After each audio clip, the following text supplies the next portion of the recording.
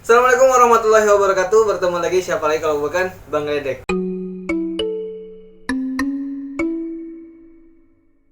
Nah, teman-teman, hari ini kita kedatangan dan spesial untuk mengingat masa-masa muda. Siap, biar masa muda teman-teman tidak terlewatkan begitu sia-sia.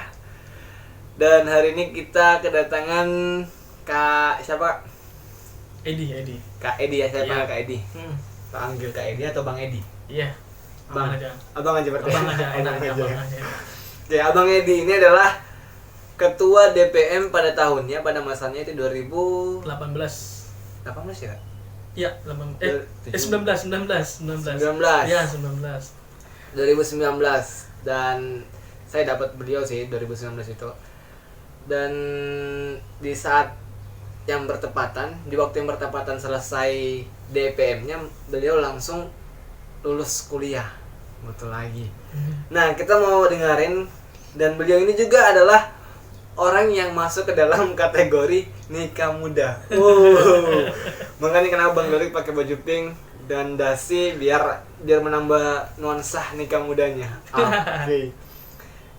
Dan hari ini kita akan bahas soal nikah muda. Kakak kategori nikah muda ya? Iya, umur 23 lah. 23 ya. Kalau menurut standar dari kakak sendiri sebelum kepikiran untuk menikah, karena kan kita tidak tahu ya jodoh datangnya di usia 23 ternyata. Sebelum itu kakak ada target gak sih? Untuk menikah? Iya. Maksudnya di umur berapa gitu? Oh iya, kalau untuk target menikah itu umur 25 lah. Oh, 25. Standarnya kan 25. Oke. Ya karena memang sudah diatur di usia segini ya, berarti itu sudah sebenarnya umur 25 sebenarnya. Cuman ketemunya di 23. Oke. Apa sih Kak? Coba kasih tahu dong Kak, rahasia buat mungkin ada mahasiswa yang mendengarkan. Dia itu sekarang lagi umur 22 dan sekarang juga lagi organisasinya banyak banget. Nah, biar selesai organisasi itu langsung bisa, Kakak selesai organisasi langsung punya pekerjaan, Iya. langsung bisa lulus dan nikah. Nah, itu kayak apa caranya tuh? 3 poin dapat loh itu. Kayak apa Kak? Oke. Jadi awal mulanya kan di semester 6 ya. Ya, semester. Semester 6 itu kan ada PPL, KKN. Semester 7 Kak. Itu semester 7 ya? Semester 7. Ya, PPL ya selesai itulah. Pokoknya Oke. semester 7 itu ada PPL, KKN. Nah, pada saat itu selesai, masuk ke semester 8. Jadi awal Januari itu semester 8 itu saya sudah kerja sebenarnya. Oh, sudah kerja. Jadi ada 2. Pertama jabat di BPM sambil itu kerja guru, ngajar. Ya. Oh, emang boleh Kak kerja jadi guru sebelum lulus? Ya tergantung dari sekolah Oh, di instansi sekolah. Jadi pakai transkrip segala macam. Ada PPL 1, PPL 2 kan nilai sudah ada tuh. Betul. Nah, jadi ngajar sambil jalanin organisasi. Nah, gitu. Terus lanjut nih ya. Iya, betul. Sampai nikah itu tadi. Iya.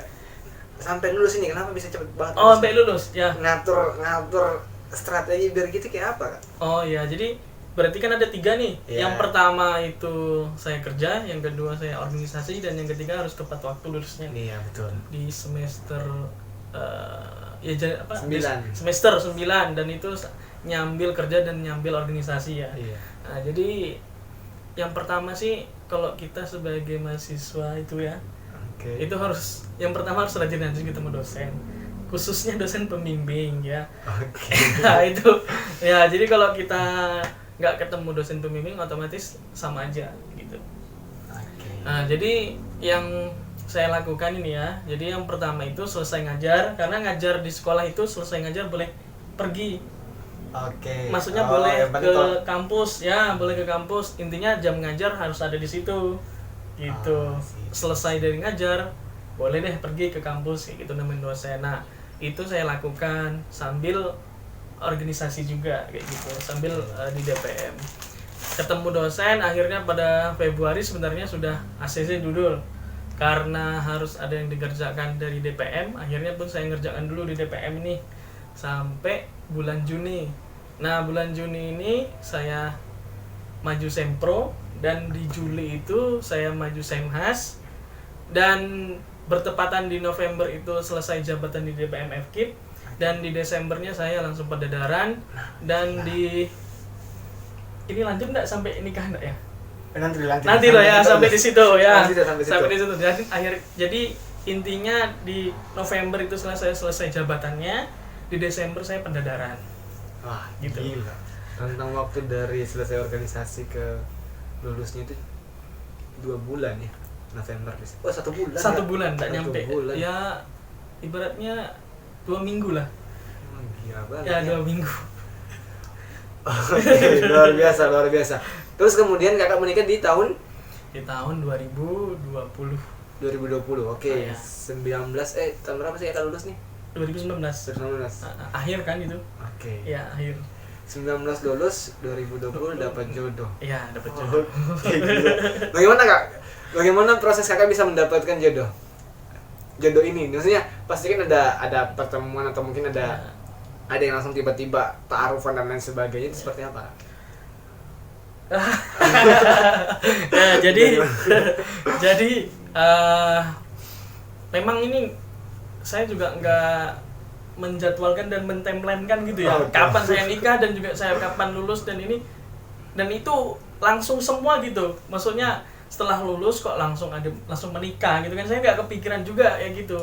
Tapi memang ini ya realitanya dan faktanya gitu. Nah, jadi saya selesai Desember pendedaran.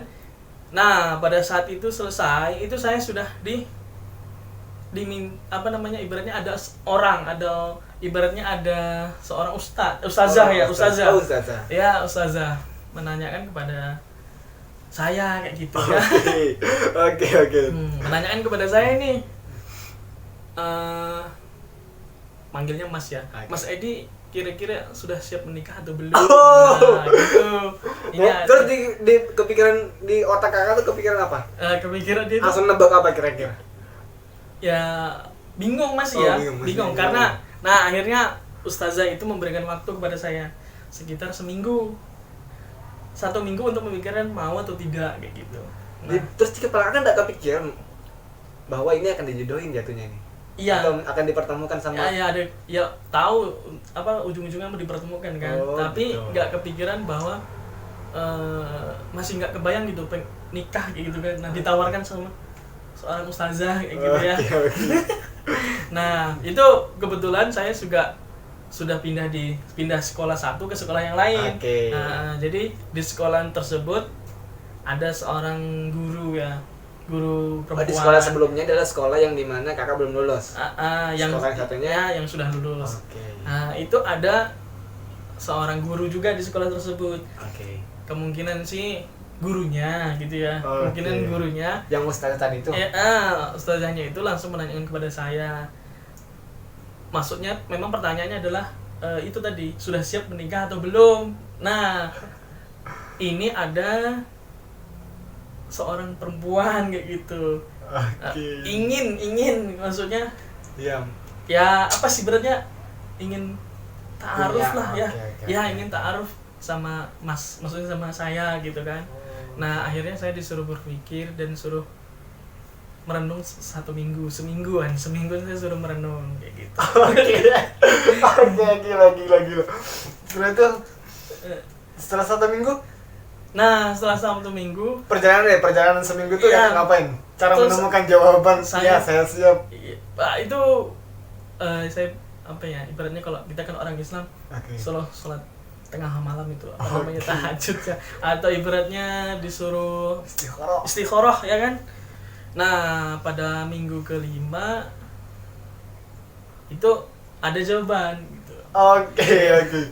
Minggu ke-5 atau hari ke-5? Ya, hari ke-5. Hari ke-5 salah, minggu ke-5 lagi. Hari ke-5 itu ada jawaban bahwa iya gitu. Maksudnya ya kamu bisa dan kamu sanggup dan kamu segera harus menikah gitulah ibaratnya. Terus koordinasi konsultasi dengan orang tua kayak apa tuh, Kak? Itu dia yang menjadi bingungan keluarga saya akhirnya. Oke. Karena saya kan masih baru lulus nih, Iya, kok betul, tiba-tiba udah berani gitu. Apalagi saya kan laki-laki ya, Betul. laki-laki itu ya harus menyiapkan segala macam, apalagi baru lulus kamu punya apalah kayak gitu ibaratnya. Nah ini yang saya yang menjadi tantangan untuk saya. Oke. Yang pertama harus meyakinkan orang tua. Yang pertama. Tapi ini saya bilang dulu ke ustazahnya yang tadi ya, bahwa saya siap kayak gitu. Dan akhirnya pun dikoordinasikan dan akhirnya pun proses. Kalau iya berarti kan proses namanya apa ya? Mengenalkan diri. Oke, Itu betul. 3 bulan. Kayak apa mengenalkan diri? Maksudnya itu saling mengenal. Ibaratnya itu Antara kakak sama yang perempuan tadi, itu. tapi Oke. tidak Ketemu. tidak ketemu karena satu sekolah kebetulan. Oh, satu sekolah. Iya, kebetulan satu sekolah. Kakak sebelum berarti kakak kan masih baru tuh di sekolah itu. Iya, dia sudah beliau itu sudah 2 tahun lah. Oh, udah lama. Lulusnya cepat. Oke. Orang fisip, Orang fisik. lulusnya 3 tahun 5 bulan. Wih. Cepat lulus, termasuk Ya. orang cepat lah lulus. Iya, betul. Ya. Dan dia mahasiswa terbaik di fisip pada lulusannya masanya. Oke. Kumlaut. Kumlot ya. Gitu. Terus gimana tuh Kak cerita kakak itu bisa ternyata orang itu ada di sekolah yang sama? Nah, saya kan nggak tahu. Akhirnya pun dikasih tahu sama ustazahnya kan bahwa ini berinisial bernama ini, Sret. Gitu. Cari sendiri. Ya bernama ini. Kebetulan saya tahu orangnya. Oh, tahu ya, Bang. Orangnya tahu, saya kenal. Oke. Dan kebetulan itu saya kan di situ jadi guru. Oke. Kebetulan beliau jadi wakasiswa. Wakasiswaannya sekolah situ ya kan. Gila, ini gila sih. Ya. Gila tuh Kak. Dia bakal kesiswaan. Iya. Sementara kakak guru masih baru juga di Iya, masih baru. Terus tuh. Nah, setelah itu ya makanya itu kami saling mencari tahu informasi diri. Oke. Tidak saling tanya ke masing-masing misalnya. Masing-masing gitu ya. Tapi saling harus mencari tahu, misalnya saya kan punya teman, nanti dia boleh nanya ke teman saya gitu. Oh, oke, Pribadi oke, kita. oke. Nanti saya nanya ke temennya dia, pribadinya dia gimana gitu. Selama hampir 3 bulan, tapi tidak nyampe 3 bulan gitu lah, 2 bulan lebih gitu. Berarti kehadiran kakak di sekolah itu memang membawa dia jatuh cinta kayaknya ya. Mungkin. Iya betul lah. Karena pada akhirnya kan Iya. ada ustazah yang menanyakan langsung ke ini Iya, kan. betul. Ya, itu kebetulan baru 3 bulan saya kerja di situ. Benar pertama kayak gitu. Ya. Terus kemudian kakak menikah di tahun 2020. Nikah akadnya itu bulan April. bulan April. Akad sahnya. Sebelumnya itu masa perkenalan 2 bulan aja, Januari. Gimana kakak cerita? Bagaimana kakak perkenalan dengan dia? Nah, awalnya itu kan Pasti canggung banget ya kalau di sekolah itu. canggung karena Apalagi dia punya jabatan yang lebih tinggi di sekolah. iya betul, ketemu tiap hari kan. Kalau misalkan menurut saya Kak, Nah, kalau itu misalkan kita belum tahu, Mm-mm. itu nggak menjadi masalah. nggak ada masalah. Tapi kalau kita sudah tahu ternyata dia tuh suka kita, Heeh. nah itu kan agak tertekan banget ya. Jadi kita harus jaga image gitu Oke, ya. oke. Image. Gimana ya kamu membangun hubungan dengan dia tuh? Cara pengenalannya? Selain dari orang teman-teman kakak. Tadi kan yang pertama tuh coba bertanya dari teman-teman kakak sendiri kan. Untuk bertanya langsung itu gimana caranya? Bertanya langsung itu nggak ada. Oh nggak ada. Ada, tapi cuma seputaran masalah sekolah sama hal-hal yang di luar tentang itu gitu. Oh, oke, Karena saya oke. malu kan aja hal itu gitu. Jadi saya komunikasinya sama ustazahnya yang tadi gitu. Sama mau datang ke rumah, pas mau datang ke rumahnya. Gitu. Saya mau datang ke rumah.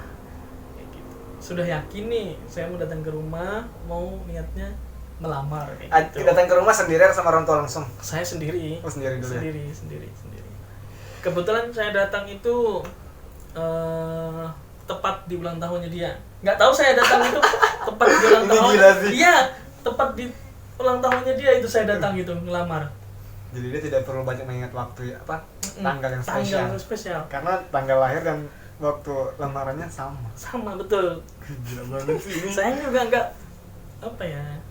nggak terbayangkan bahwa memang pas saya datang lamar itu pas di tepat tanggal lahirnya dia, ulang tahunnya dia gitu loh. Gila sih. Kok bisa gitu ya? Nah itu dia tak tahu. Emang jalannya ya kak? Iya jalannya mungkin. Jadi menurut kakak tuh pernikahan ini akhirnya kakak memutuskan untuk menikah ini apa yang menjadi dasar kak? Yang menjadi dasar untuk menikah ya. Iya. Yang pertama itu adalah Pasti kan cowok pasti mikirin saya tinggal di mana, Ya. saya kasih makan apa, anak nah orang itu dia. gitu. Tapi masalah sih karena kakak sudah punya pekerjaan sih. Iya. Cuman kan pasti bicara juga soal kesanggupan kan. Iya betul. Namanya laki-laki kan harus menafkahi lahir Iya, dan batin. Itu kayak apa kak? Meyakinkan diri sendiri dulu deh. Ya, meyakinkan diri sendiri. Yang pertama bahwa kalau kita menikah itu kan laki-laki adalah seorang imam. Kalau udah seorang imam berarti harus wajib menafkahi lahir dan batinnya. Nah, jadi tujuan nikah ini sebenarnya tidak muluk-muluk ya. Yang dasarnya itu adalah cuma untuk menyatukan antara aku dengan dia gitulah. Untuk menjalin ibadah hingga akhirnya nanti ya gitu. Kenapa akhirnya kakak memilih untuk nikah muda? Nah ini yang menjadi pertanyaan saya bingung kayak gitu ya. Karena mungkin ini sudah jadi jalannya dan juga nggak kepikiran untuk nikah muda. Karena target itu sebenarnya umur 25, tapi karena Allah sudah berhendak untuk menikah di umur sekian gitu kan. Okay. Nah, jadi kita jalani ini kayak gitu. Karena memang pinginnya sih menikah umur 25, tapi Allah sudah tetapkan tanggal segini nih, umur yang segini nih. Ya, sudah kayak gitu. Mohon maaf nih kak, saya coba untuk mengorek-ngorek lebih Ya. jauh lagi. Mengenai mahar. Gimana tuh kak? Mahar. Karena cowok tuh pasti mikirin juga. Ya. Apalagi kalau saya bukan bawa suku nih kak. Apalagi kalau di suku saya itu ada yang mengklasifikasikan berdasarkan jenjang. Sekolah, Iya betul. pendidikan ya. Iya. Ya. Semakin tinggi lulusannya maka semakin tinggi maharnya. Ya itu ya. Saya Kalau tahu. kakak itu nggak kepikiran gitu? Awalnya kepikiran. Oke, awalnya kepikiran. Awalnya kepikiran. Jadi gini, sebelumnya itu kan saya datang tepat di tanggal ulang tahun. Oke. Itu melamar. Kebetulan pada saat itu saya juga bilang kepada dia sama orang tuanya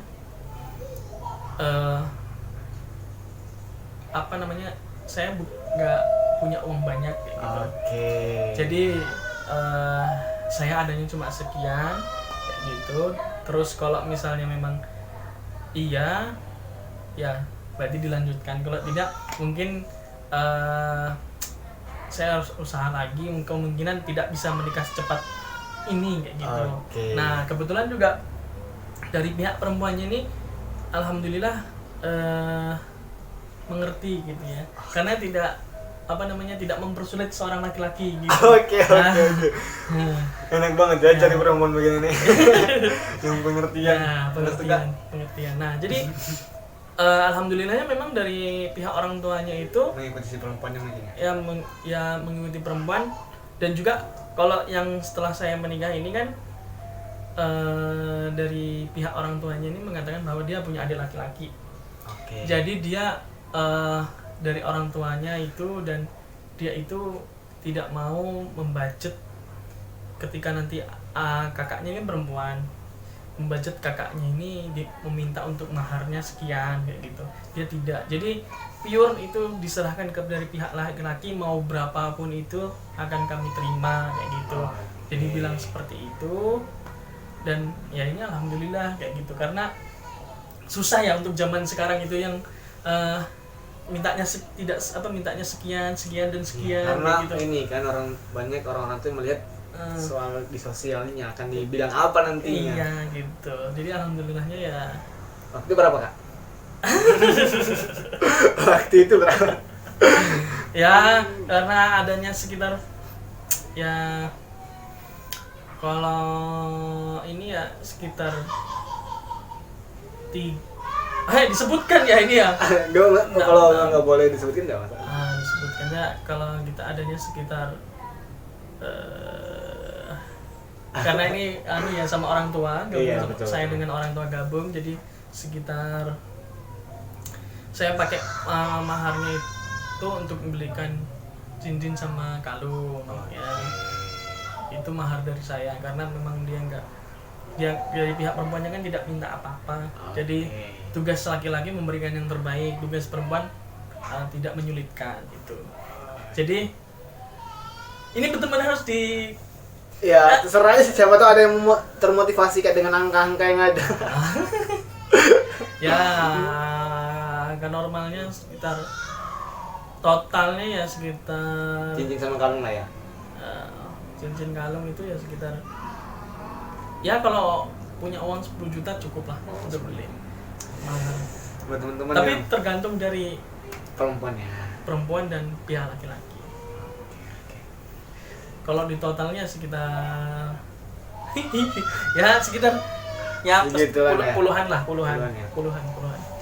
Luar biasa ya, karena mungkin dia mengerti juga sih kan, kakak kan juga masih barusan Barusan lulus 3 bulan kerja di tempat yang sama dengan calon istri. ya, betul. Apalagi ini sih yang gak nyangka tuh dia punya jabatan lebih tinggi Iya, betul, di sekolah yang sama. Sekolah yang sama. Baru dia kayaknya yang pertama kali bikin dengan kakak kan, bisa jadi ya. Mungkin ya mungkin. Aduh, ini berat sih.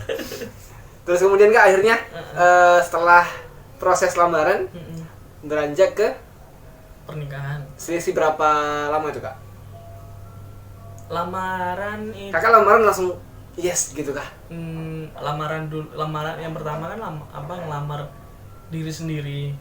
Oke. Yang kedua membawa orang tua. Yang ketiga membawa rombongan keluarga. Dan yang keempat adalah akad khitbahnya. Jadi yang ketiga itu bulan Maret. Oke. Bulan Maret itu lamaran, bawa rombongan, bawa seserahan segala macam. Setelah itu bulan 4-nya adalah akad. Oke. Dan kebetulan pada saat itu lagi corona lagi merebak. Oke, Nah, betul. Ya, lagi merebak. Kayak gitu. Jadi pernikahannya online. Akadnya Enggak. Oh, Akadnya satu tempat satu tinggal juga tempat.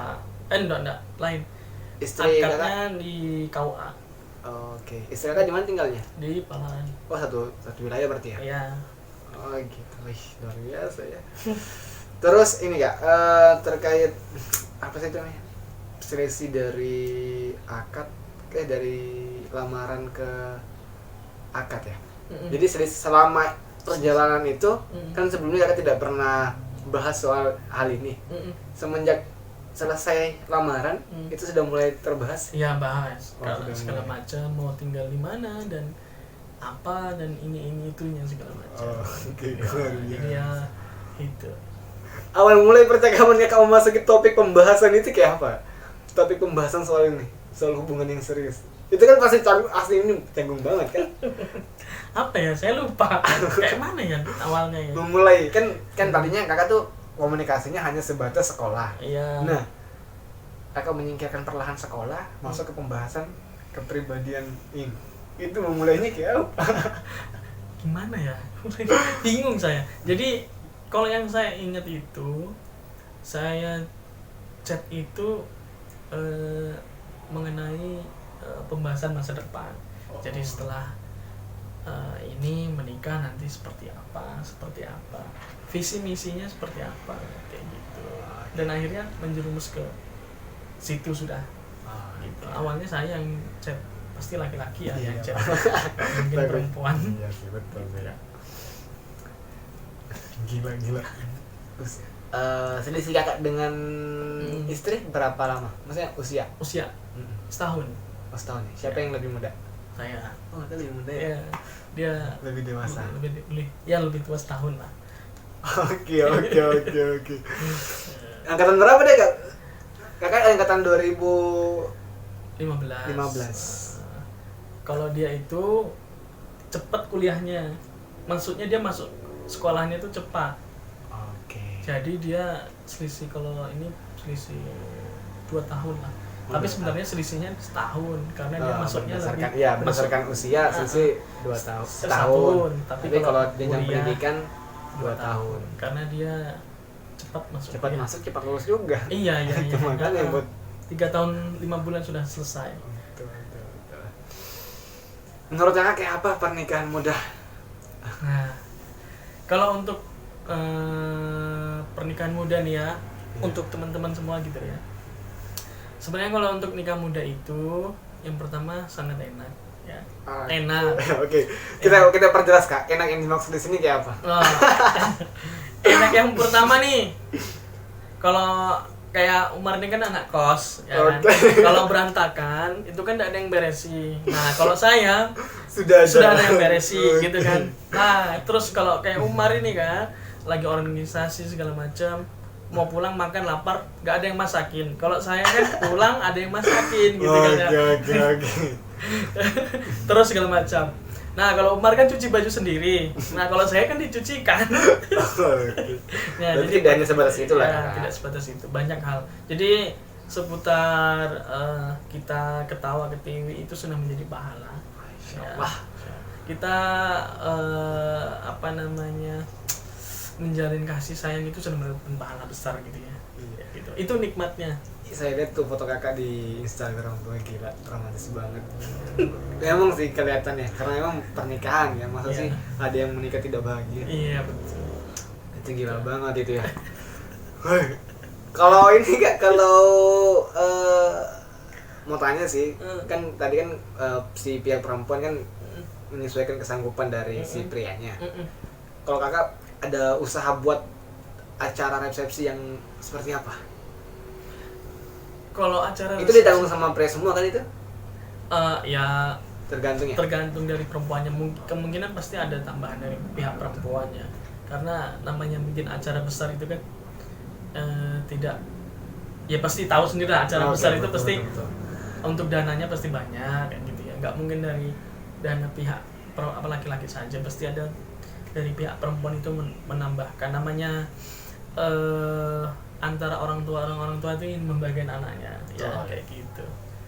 Oke. Pesan Kak buat orang-orang yang punya idealis terkait mau nikah di usia segini. Mau nikah di usia segini tuh banyak banget lah itu. Saya mau nikah di usia 16 tahun.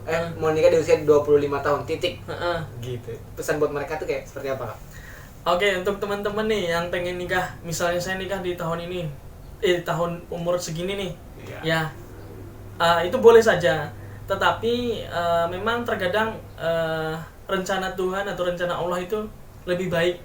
Kemungkinan besar, ini contoh kayak saya menikah ingin di umur 25 tahun, ternyata menikah di umur 23 tahun kayak gitu ya. Dan itu dan itu sangat luar biasa gitu ya. Jadi untuk kalian yang ingin menikah di umur segini dan segini, ya kalau bisa dari kalian itu sudah menetapkan pilihan, memang sudah matang-matang. Yang pertama kalau ingin menikah muda, yang kedua adalah mental, dan yang ketiga itu kalau bisa memang harus sudah bekerja ya.